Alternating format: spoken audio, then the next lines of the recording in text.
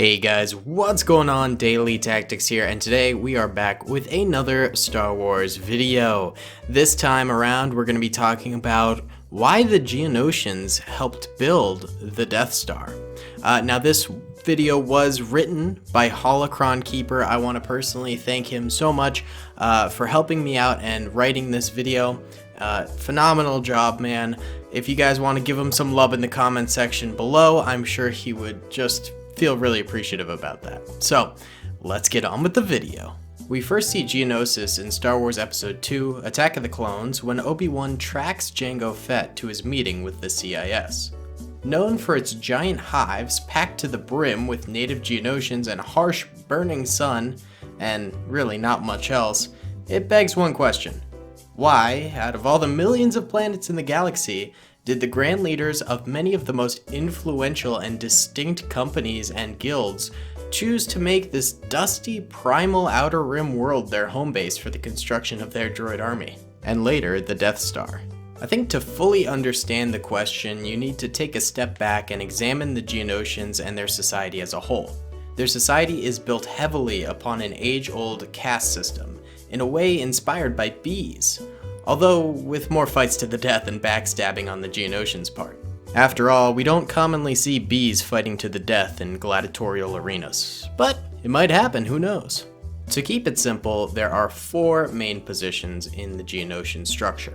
At the top is the Queen, who laid the eggs for the hive and controlled all its doings. Most notable of these queens was Queen Karina the Greater. However, the Queen usually wasn't the face of the hive, preferring to keep to the massive underground caverns beneath the surface. Instead, she left the publicity to the Archdukes, the most popular of these being Poggle the Lesser, who formed the deal with the Confederacy. The Archdukes were tasked with more of the day-to-day operations and keeping the rest of the hive under control. Beneath the Archdukes were the soldiers, who after proving their worth by fighting to the death with other Geonosians were given their privilege of wings. At the very bottom of this social structure were drones, barely sentient beings who served as the workforce of the hive. The effectiveness of this caste system was that all Geonosians started at the bottom and had to work their way up by any means necessary, meaning that the leaders of the hives were typically the strongest and smartest. As the 21st century philosopher Drake said, "Started from the bottom, now we here." However, there was a downside to this system. That being that it made the masses of drones particularly ambitious, causing them to often fight and bicker amongst each other, attempting to scramble to the top of the food chain. This, along with their limited intelligence, meant that if given the chance, they would blindly attack each other non-stop, eventually ending in the whole hive collapsing and the system breaking if no one was in control. This meant that whoever was in charge, typically the Archduke, had to be able to keep the grunts under control through entertainment and work just so the hive could stay stable. This was often done through Geonosians' many violent holidays, where thousands of drones would kill for entertainment and combat, only to be replaced by new drones from the Queen in the following days. Often there wasn't enough to go around, and the drones would kill each other over who got to do the task. Because of all these factors, the prospect of an opportunity to almost guarantee work for the hive's drones, plus the promises of security of powerful weapons and people, was something that Archduke Poggle the Lesser couldn't pass up. So, when Battle Droid Armor Workshop, along with the Trade Federation, came knocking on their doors, those pesky Geonosians put aside their wariness of outsiders and they got to work.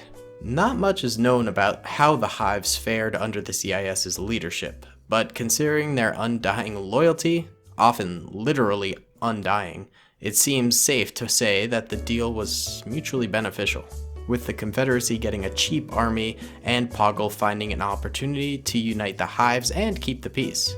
Even more intriguing, among the construction plans held one that caught Poggle's interest, known as the ultimate weapon, something no Geonosian had ever tried before.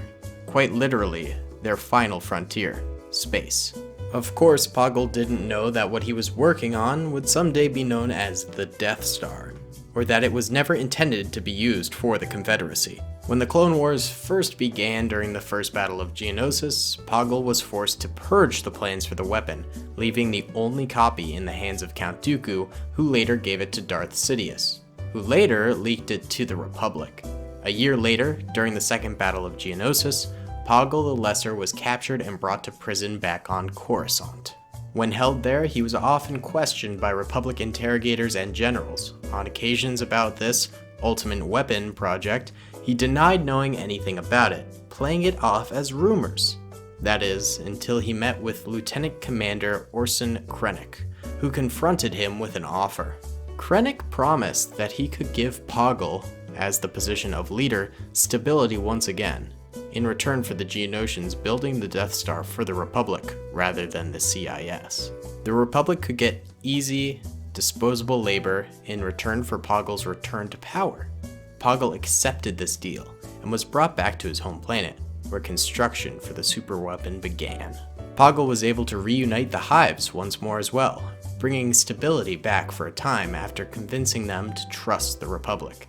Masses of drones were brought up into space to work on the station, under the watchful eye of the Republic. This massive boost of labor greatly increased construction speed, especially since the Geonosians were familiar with the original design. This is all great, but one must wonder what the Republic thought while they were watching over these Geonosians. I mean, they had fought two bloody battles, some of the worst of the war. They'd lost thousands, if not hundreds of thousands, if not millions of brothers on that planet, and now all of a sudden they're paying these people for work and they're funding this massive project through them. I would imagine there'd be a great deal of resentment on board those ships surrounding the planet, and even the slightest mess up would just result in the obliteration, and we'll see that sort of in action here. For months, things ran smoothly, with the hull of the station rapidly forming. That is until one day, when the Geonosians pushed their usual squabbling a little bit farther. Suddenly, instead of building, they were tearing down everything they had just built.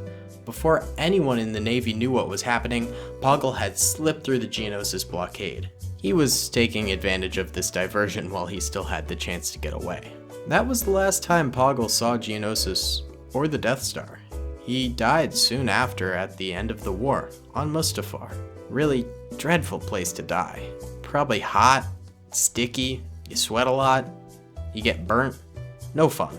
With the war over and the last remnants of the Confederacy fading away slowly, the newly birthed empire had the Hive's queen put another archduke in power.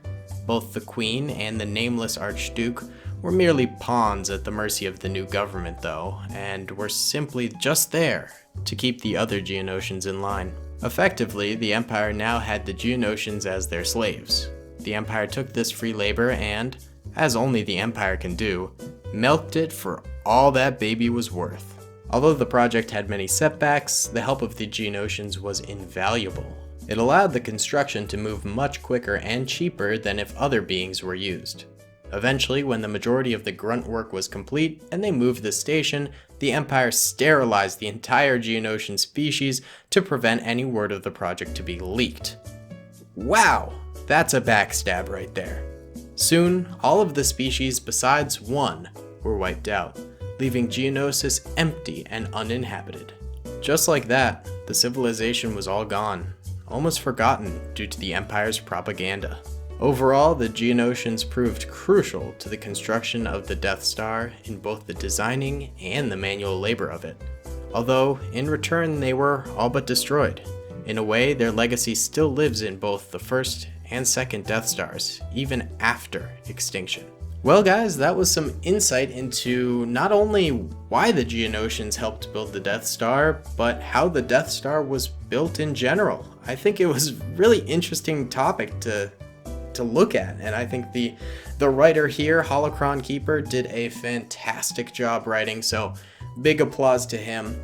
Let me know what you guys think in the comments section below about this video.